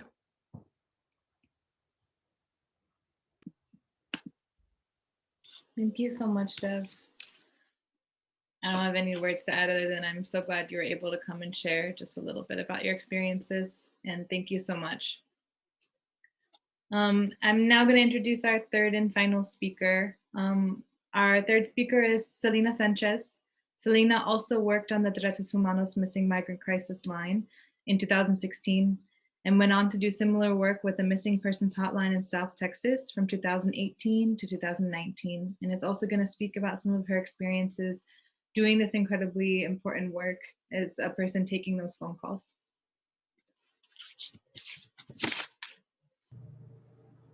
Hello, I don't know if y'all can hear me and see me. We're good, thank you. I was going to talk about the first case that I worked on, which was the case of a 15-year-old girl, Kenya, which is her name, who, like myself, had traveled to be with her father in the United States. By the time I was working on her case, she had been missing for at least 1 month, which means that she's not considered a priority case, and Border Patrol will not do a search, because normally they would only do a search if it was before 3 days, because it's assumed that after 3 days, the person has already passed. And I was trying to contact the family and explain to them that maybe we could work on a forensic report or looking at other venues to try to find her. And when I was I called the family, and I was because it was the first case that I was ever going to work on. So I was trying to get everything ready, and I called the family and I was hey, I'm just calling to see if we can do a forensic interview and see what we can do. And when I talked to them, I talked to the aunt, because the mom, she could not talk ever since she had received the call from Kenya's cousin who was traveling with her. And the mom had not stopped crying. I ended up talking to the aunt, and it took a long time to even talk to her and be hey, we've done searches and detentions. She's not detained. Maybe it's time that we start looking at different ways that we can find her. And even if we try to do a forensic report or do a report to see if she's been found in any morgues, we can try to figure out it doesn't mean that she's gone. And this is just going to expand the search. Also, we will do another search with immigration and see if Border Patrol has any records of her. And I just remember that, her aunt, she was telling me about the mom and how much how big of a toll it had had on her mom, and also in the family dynamics, because at this time she was traveling with her cousins, and because her cousins weren't able to stay with her, they tried to go look for Border Patrol, and by the time her cousin and the other group found Border Patrol, they were detained, and it had been like a day. So then we were trying to do a search based on the location from where Border Patrol had detained the group, which maybe they were detained, they had been walking for like 2 days, and then the group left her, and then another day, which was 3 days already. And then by the time they called us, and by the time the mom was able to give information out, it had been almost a month. And then I remember her aunt, then once they started asking her more details about what happened in the trip, her aunt was telling me how Kenya and the group had been drugged so that they could continue to walk faster. And then she felt the need to apologize for Kenya's behavior, and because she had been drugged and because she was cursing, and she's like, you know, she's never like this. She's such a good girl. All she wanted to do was see her dad. And it was just, I think for me, it was really hard to hear, even in that point of like, where she was like, hey, I've lost this person. I still need to apologize for her behavior, even though like she didn't have to do that. And then she was telling me how, then when we proceeded to talk about the description of Kenya, she was like, well, Kenya had been left behind by the group. She was near a tree. The group had been detained. Once we tried to contact Border Patrol, they didn't do a search. And then I just remember it was really hard to like, not only to, well, for me, it was really personal because when I came to the United States, I came to also be with my dad. But when I was working on the hotline, I was still in college. I was only like, I had just turned 21, and it had only been like, and when I came to the United States, I was 7. So there wasn't like that much of a difference between being 15. So I remember like, I was like, you know, like this could have been me. Like I could have, like, what if I would have waited longer to come see my dad instead of coming when I was younger? And it could have been me crossing. So then I remember like because sometimes like when you're answering so many calls, you do become like normalized to it. And sometimes it does become part of your job where you're just answering calls and trying to get as many people help as possible that you forget sometimes that humanity in the aspect. And it's not until you stop and you're like, oh no, actually like, this is not normal, that sometimes it really like, it affects you. So that was one of the things where it affected me to be like, oh no, like this could have been me. And then also like having to talk to the family from like this is the first case that I took, and it's also one of the last cases that I worked on when I was in Texas. So in Texas, I was there for 2018 to like 2019, almost 2020. And then I remember having to be like, well, like going across and like seeing an article about her and like looking at the database that I had, and then like having to call the family back and for them to be like, you know what, like we haven't found Kenya, but we still believe that she's out there. We've heard reports that she's a nurse and she's working in McAllen, and there was like different reports that they were saying that she was doing. And then another of the cases that I worked on that I remember was one of those cases that I was like, was one of the cases where like it was a 12-year-old boy who was also going to see his dad. And then the dad called me after he had talked to his son. And then he was saying that, he was like, you know what, like, hey, like I haven't been able to find him. They left him in the group. And I remember I was like, hey, but I need you to give me more location. And he was like, do you think that if I didn't have any more location information, I wouldn't give it to you? He was like, it's my son. So sometimes like having to, just like working on the hotline, sometimes it became like, there was moments like that would it remind you to be like, hey, like, you know, this is happening actively. And then I think one of the other cases that was really hard for me too was one of the cases where the family had started calling me at 6 p.m. And it was, the dad called me because his daughter, who was 19, well, she was 19, and her husband, who was 18, were traveling together. And they were both crossing through Brownsville, and then they were going to cross through McAllen, and they were just on the second jump through Falfurrias. So then when they were calling, they were like, hey, you know, like her husband decided to like not drink the water so that she would drink the water. And they only had two jugs, which one of them had already been done because they had been walking. This was their second day walking. And they were really close to the checkpoint because they could see the strings of the lights, which is how they were guiding themselves. And then their phone was still working. The girl was still talking to her dad. and her dad was talking to me. And then at some point I was talking to her. So we were like talking through WhatsApp, which she had restarted her phone. She had called 911 already several times. And it had been 6 p.m. She had, I told, because I had talked to Border Patrol too. And I was like, hey, like these people have been like calling you. Can you guys please check the roster from like the 911 calls? Because technically in Texas, because it's private too, the sheriff cannot go in to do because they would need a warrant to go into those, like into the ranches. The only ones that can get those warrants as soon as possible would have to be Border Patrol. So by the time, like if the sheriff did the search, it would have been too late. So then we were trying to get the sheriff to collaborate with Border Patrol, and then Border Patrol was like, well, we have records of all the 911 calls. And we're like, okay, so then they've been calling several times. They're calling back to back. I'm talking to the daughter, and I'm talking to the dad, and they have been, you know, they've called, they restarted their phone. They did all the possible things that are mentioned to do. And then Border Patrol was like, well, we can't see the call. Like, can they just call again? We were trying to get them to call and call again. And they wouldn't see the call according to them. And then by this time it was already 8 p.m. And then by 8 p.m. I was like, well, like, how is he doing? She was like, you know what? Like, he's more delusional. Like he can't really talk anymore. And then by some point, and then I talked to Border Patrol and they're like, oh yeah, we're sending people right now. And then by the second time that I checked on, because the dad, I was still constantly talking to the dad and taking other cases. And then I called the dad again and he was like, you know what, like the girl calls me frantically like at 9 p.m. and she's like, he's passing out. He keeps on passing out on my arms. So then I talked to Border Patrol again. I was like, hey, actually I'm talking to them on WhatsApp. They send me their location through WhatsApp. We're like, I've sent you this location. You're saying that it's not fixated enough, because technically when people are crossing from Mexico to the US, sometimes the phone lines, because they're crossing different like country lines, the phone lines will put them in different locations. So they have to restart their phone before they call 911 to get like the accurate meterage or like the coordinates. So sometimes if they don't restart their phone, Border Patrol won't do the search, even if they have called 911. So then I was like, hey, just restart your phone, try to restart it, and then we'll call again. And then I'll call Border Patrol so that they can look at the roster and try to figure out where the call is. And then they send me the location. I send it to Border Patrol. And then by the time they were doing the search, supposedly they started doing the search around 9, but by the time they were doing the search, it was like 11 or 12. By the time the Border Patrol got there, they were like, you know, she was trying to put him under the shade. And then, but it's really humid. So sometimes because it's humid, there's some shade, but it's still really, really hot. So she was holding him and she would carry him a little bit and then put him under the tree. And then when Border Patrol finally got there, they tried to do CPR, but it was too late for him.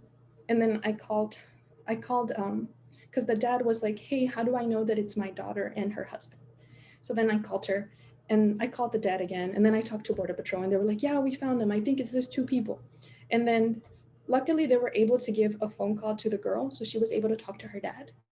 And by the time she talked to her dad, she had to tell him that her husband had died in her arms.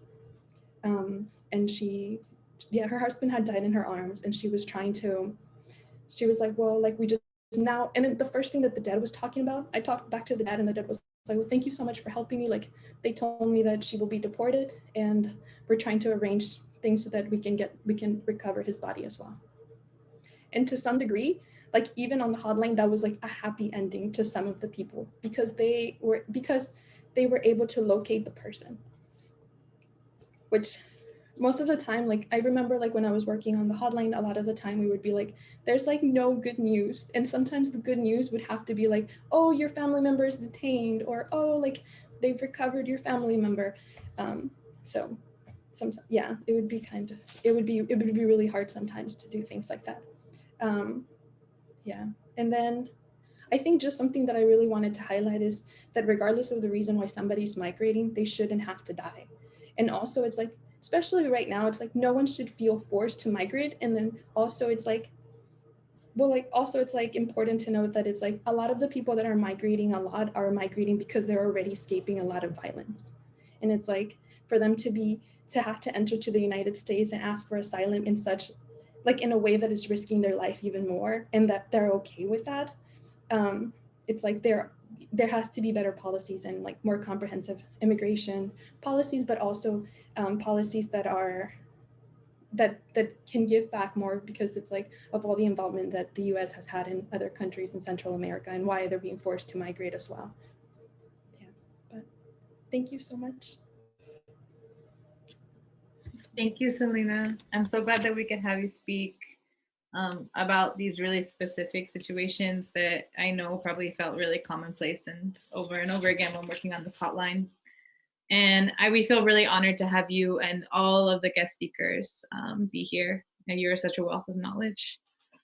So before we get to the Q&A, I'm going to have the screen share come back up again, hopefully, and talk about a few things about what folks can do with this information today. And while I'm waiting for that, we've had a lot of questions about whether this recording is going to be available.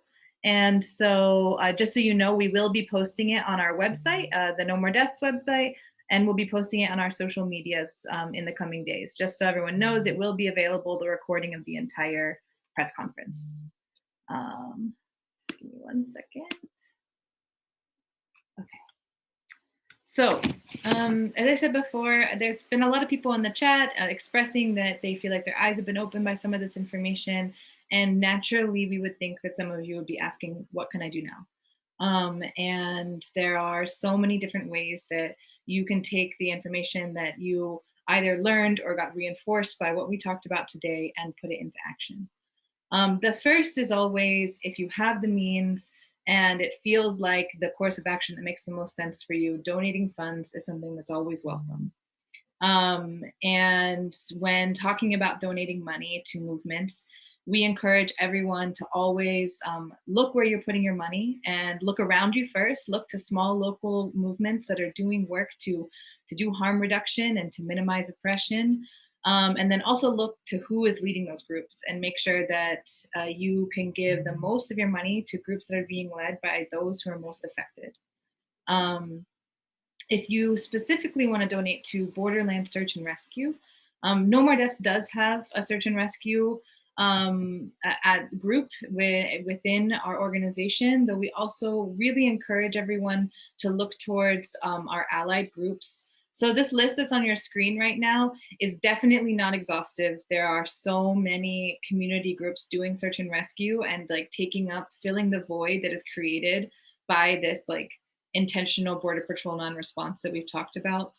But if you want to look to any of these groups for a place to donate funds, we're going to be dropping a link tree in the chat right now where we have the links for each of them and how you can donate. And then the other thing beyond money is if someone wants to donate their time. It's like a really natural assumption that like all of us on this team made at some point of like, I must go do this work in person. And if you want to donate your time to Borderland Search and Rescue, we also encourage you to look at the websites and Facebook pages of the groups listed on the screen to see about their volunteer opportunities. Additionally, No More Deaths Search and Rescue team, it has spaces for people to get involved in the work for those who are long-term locals to Southern Arizona. Also, they're going to be hosting a summer volunteer program that can help when they're just getting many, many, many calls, similar to when the Derechos hotline would be getting lots of calls in the summer when people are being exposed to the drastic elements of Southern Arizona. There's really specific requests on who it is they're needing for that program.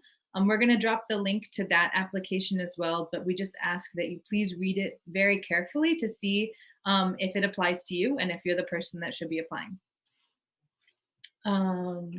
Yeah, and then, so when we talked about our demands, we talk about how the only true way that we're ever going to end this crisis of death and suffering in the borderlands is by defunding, dismantling, and disempowering Border Patrol. And No More Deaths is a member of the Defund Hate Coalition. The Defund Hate Coalition is working to gather people power to speak to representatives and speak to Congress people to tell them that they must defund ICE and CBP and defund hate. This first bit.ly on this screen will take you to their petition. By signing it, you can get updates about You can get updates about their campaign and how you can continue to be involved. Additionally, below that, we have our own action page here that goes over all the steps that I already talked about, has the links to where you can donate, and also has a call to action that has a script where you can find your congresspeople and your representatives, and you can call them specifically surrounding defunding ICE and CBP and referencing the report. And then just another note, it's just that these are all really tangible things I just talked about, but we also hope that when hearing these stories of oppression and dehumanization and racism, you understand that the border doesn't exist in a vacuum, and that none of these realities would be able to happen if it weren't that mass incarceration, criminalization, and dehumanization were the backbone of our local and federal governments. And so we encourage everyone to be, to be reflective and to investigate the structures of power that are around you and within your community. One of the reason we were able to write this report is because people banded together to form Derechos Humanos out of a natural or an organic need, like Raquel talked about. And those were people who understood that the systems of power and oppression were not going to serve the community, and they had to step up and do it themselves. And just thinking about, hopefully when learning about these things, people can feel empowered to do those things in their community as well. And as I say that, I think we're going to move on to the Q&A section. Thank you again for being here with us still, to all of our attendees. And let me just bring our if our panelists and our speakers want to maybe turn on their cameras. Okay.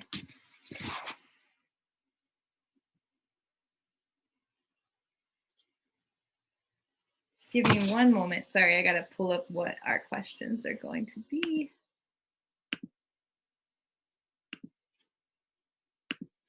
Okay.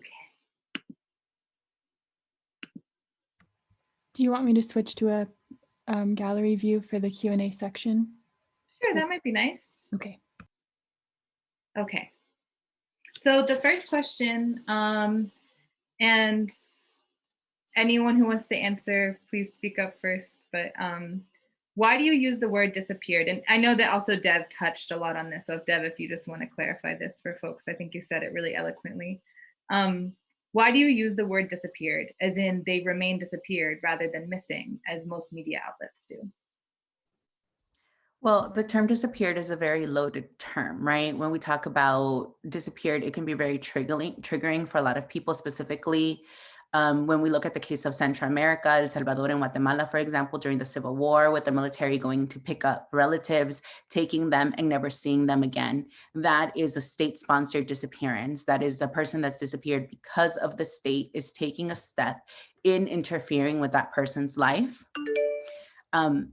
So we use the term disappeared also in relation to the border because of the role of Border Patrol in being a key reason to why that person is disappeared. So whether, like, yes, there's a difference in that that person wasn't picked up from their home by the military per se, but they were pushed out of their home because of political reasons. They were pushed out of their home because of military intervention, military training from the United States to Latin America, to El Salvador, to Guatemala. So the United States was giving $1 million a day throughout the entirety of the 12-year Civil War of El Salvador, right? So interfering in the disappearances of people personally. The same thing is happening in the borderlands. People are being disappeared because the United States is having a role of it. Sorry, I get really into it. I hear you, interpreters, I'm sorry. But there is a reason that the role of the United States in the role of Border Patrol in being a direct cause as to why that person has died and for the reason that their body is no longer found. That's why we use the term disappeared rather than missing. Thanks. Does anyone want to add anything to that? I think you've said it all, Dev, but Okay, move on to the next question. So Border Patrol wants people to die. That's very clear. That is their purpose. If these emergency calls actually led to saving lives, though, are there any resources available to make sure these calls can be answered in other languages other than Spanish and English? Indigenous language from Mexico, Central America, etc., for instance. What happens to people who call and don't speak English or Spanish?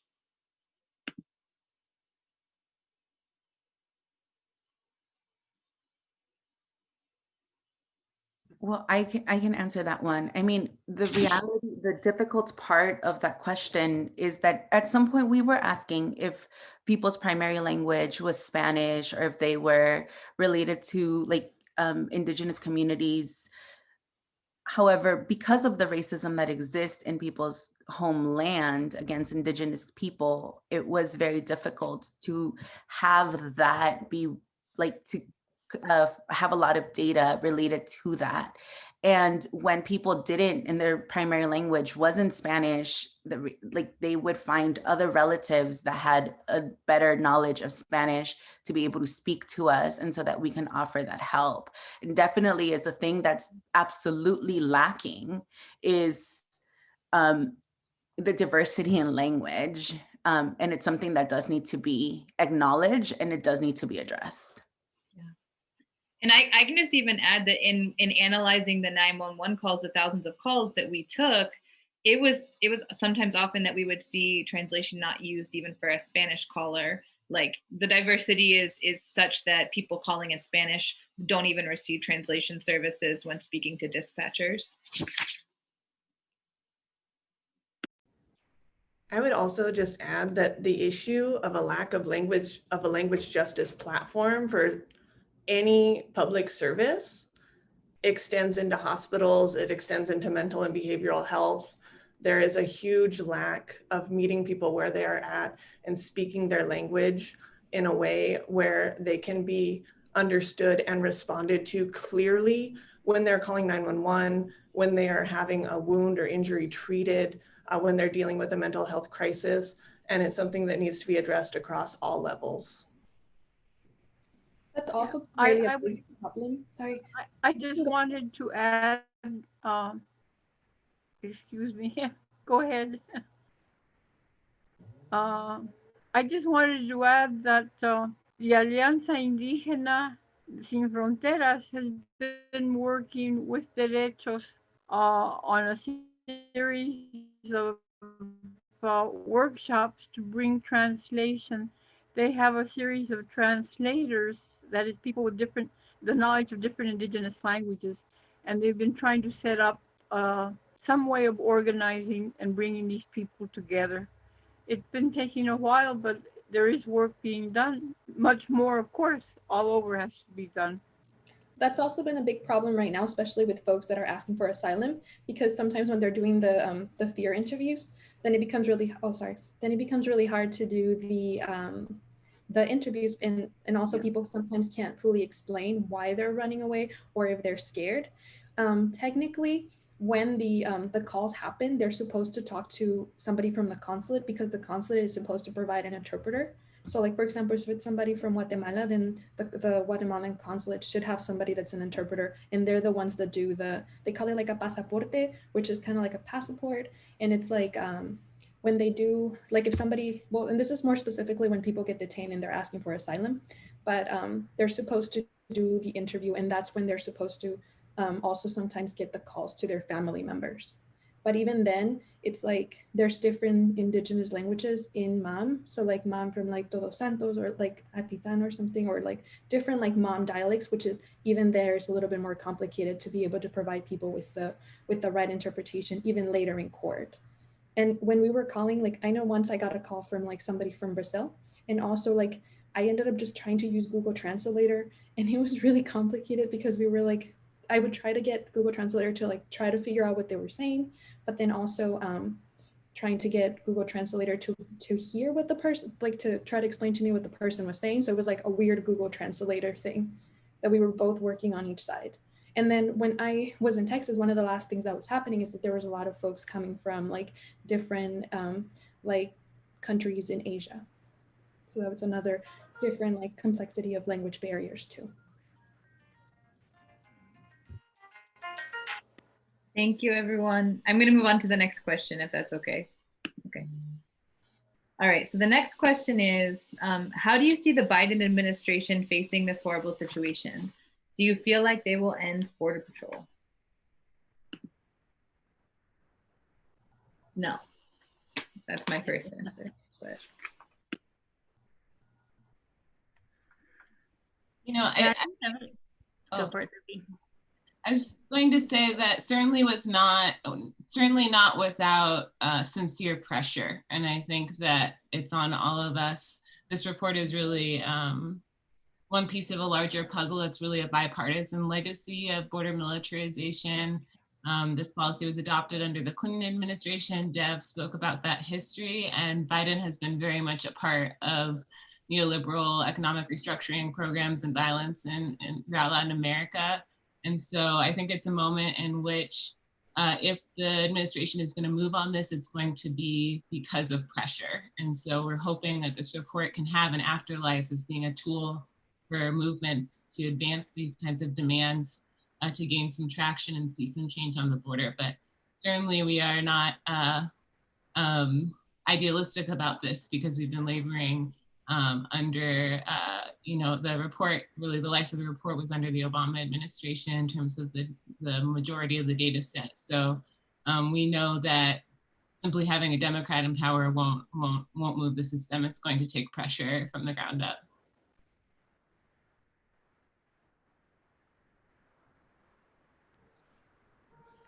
I would like to add briefly too, just on the topic of, regardless of administration, like, will this change? The answer is yes, change is the only constant in our world, like something will change. And it's up to the community and the pressure that we put on what direction that change will go in. And I just encourage people to look at the history of the border. This is a recent reality. This is newly created, and it exists in this form. It has only existed in this form for a short amount of time, and it can be changed, and it will be changed.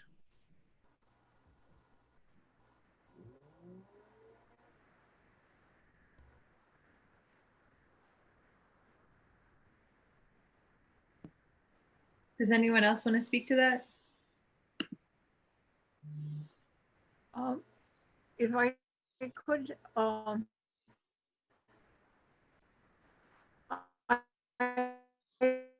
I agree with what Genevieve is saying, and I think that ARCH has been of tremendous changes, and we have been able to make some, there has been some impact. The mere fact that we're here talking and there are people from all over the country interested in what happens at the border is a big, big difference. It wasn't until about 20 years ago that anyone cared at all what happened here. And so I think that, as Genevieve said, this is something new, and it is something which our young people see that we have to rethink and reconceptualize how we think of borders and how we think of divisions among people. Climate change might do it for us. The virus might do it for us, simply because it's so obvious that if we don't work together, if we don't cooperate, we're all going down the same ship. And so we hope that what is being established now, the organizations that are coming together and coalescing, working towards a common goal of human rights for everyone, of justice and dignity for people of all places, that is what is going to help us bring about a change. And it's the work that all you young people are doing together with some of the older ones. It's good that we're multi-generational. There's still a place for some of us, but you have that energy, you know, the technology, and you're taking us to a place where we can create these new ways of thinking about each other. And this is a perfect example. So I have great hope that it's the young people that are going to carry us forward. And, you know, the Biden administration has a lot of old people on it, but they're beginning to learn how to listen a little better. And you're bringing the reports in the kind of granular, skillful, accurate way of presenting it. So it gives a good argument. I have great hope that we can do something.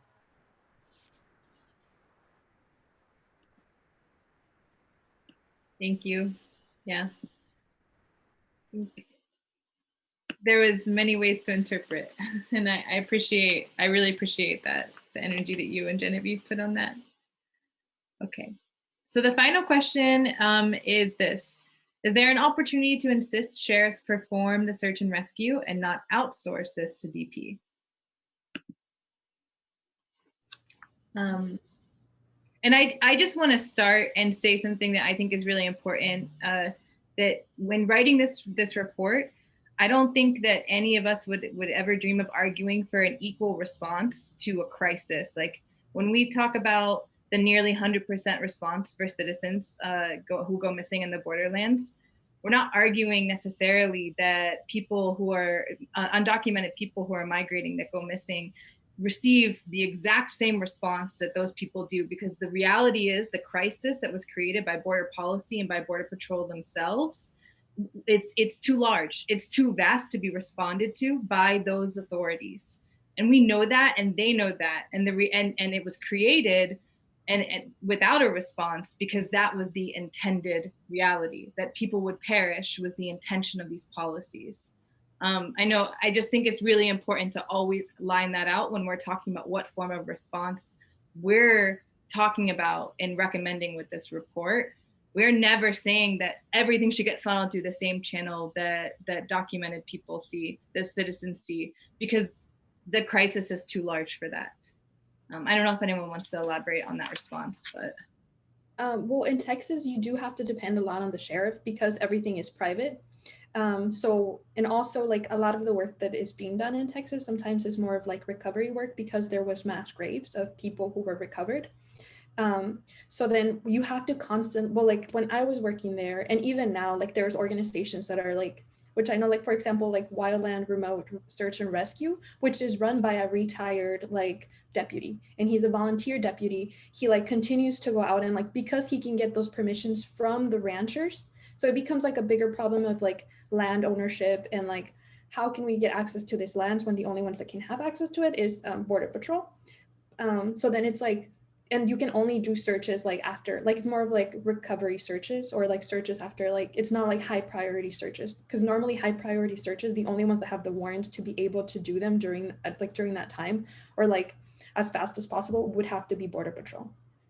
Which is another reason why in Texas you couldn't do like volunteer run searches unless it was like through the deputy, like through the sheriff's office. So then even when like, because in Texas a lot of students go and like do a lot of like, sometimes they'll do grid searches, and it's like through the University of North Texas and also through the sheriff's department in Brooks County specifically. So this is only specific to like Brooks County, which is a super small county. It's very low income county. And a lot of the work, because a lot of the calls normally like family members will look at the city where they think the person is and try to call the sheriff's office, and then sometimes the sheriff didn't have the sheriff in Brooks County doesn't have the capacity to answer those calls, so then they would outsource them to different people, which is what sometimes they'll try to do. And even now, like they'll try to reach Border Patrol or like the specific sector of Border Patrol that does the missing migrant searches, but even then it just becomes, just because of like, well, in Texas, it's like they have to, like even Border Patrol has to ask for a lot of permission from the landowners to be able to do any searches. So it's more of like based on who can get those, like the warrants or who can get access to the land faster with the appropriate permissions, because you can't just go in there. Or also like if we tried to do like, because I know like when we'd get volunteers, sometimes they'd be like, well, can we just do the search ourselves? Because it would be super frustrating to be like driving outside of the area and you'd be like, I know that this area, like this code number is right like next door and behind that gate, but you couldn't go through that gate, because if you went through that gate, you know, like you could also get in trouble. So then it's also like hard. And also it's like once you cross that gate, like it's really hard to see anywhere in the terrain. And in Texas, like because it's really close to the coast, the sand is almost like running at the beach. So it's like running at the beach with like weeds and like stuff that is grabbing onto you, and plus like the humidity, which is not fun. So then most of the work in Texas does rely, specifically for Brooks County, does rely in having to work with the sheriff, and the sheriff does not have the authority to do like like searches, immediate searches. They can do searches afterwards. And they also like, because I know like one of the things that I would like work with the sheriff to do was do a lot of the NamUs cases, which is doing the DNA samples. So the office of the sheriff would do it. And then they would post them up to NamUs, which is the national database for missing people in the United States. But that's like about everything that the sheriff can do, because also it's not their property and they don't have, they have to ask for permission as well to enter through the private lands, which is different than in Arizona.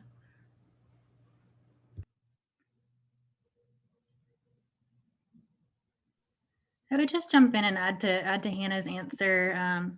What we're saying about this crisis being very qualitatively different from cases of lost hikers or citizens in similar areas really has to do with why our demands focus on root causes, not on improving search and rescue, not on calling for sheriffs to do search and rescue for people who go missing crossing the border. I mean, for one thing, we call for search and rescue to be fully separate from immigration enforcement, but sheriffs are not fully separate from immigration enforcement. They work with Border Patrol and immigration enforcement on a regular basis. And then also just refocusing on our demands that this crisis has a very different cause from people who simply go lost while hiking. So to address it, we really need to address those causes, demilitarize the border, decriminalize migration, and dismantle US Border Patrol.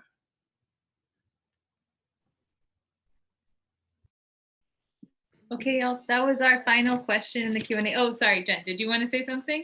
Oh, no. Just so quickly, if sheriffs and police had to confront the full scale of this crisis, that would be one step, because something would change. Like if the state and government had to pay the monetary cost of this massive search and rescue crisis that it has generated, something would change because they would not do it. And so what is happening now is Border Patrol responds or takes that response and doesn't respond, which is shielding the state from actually having to deal with what they have generated. So it would be a step in revealing the size of this crisis and the size of the response that is needed. It would be a step in revealing that it is a disaster of massive proportions. FEMA money comes into the border in the form of Operation Stone Garden, but it is used on enforcement. So again, if the state had to recognize the size of this crisis, something would change. But in the long term, we of course want to look to the defund police campaigns as well that recognize the inherent violence and racism and discrimination within police services and advocate for social services that have an extremely different set of moral objectives than the police department to be performing search and rescue for people in the borderlands. Okay. I think we should end it there with our question and answer. And I really want to thank all the panelists again. All three of you are so amazing, and I'm so glad we were able to have you speak. And thanks to the authors for doing so good and presenting all of the information. Parker, if you would like to share the presentation one more time, just a couple of final notes. Where you can read the full report is a really important one. We're going to be putting the link to our Disappeared Report series website into the chat. And then also, just finally, for all the journalists that are still here, if we didn't get to a question that you asked, or you want an interview, or you have other questions, please feel free to reach out to us at the number on the screen, or at abusedocumentation@nomoredeaths.org. And with that, thank you everyone for coming. And I hope you found it informative, and I hope you find time to read the report.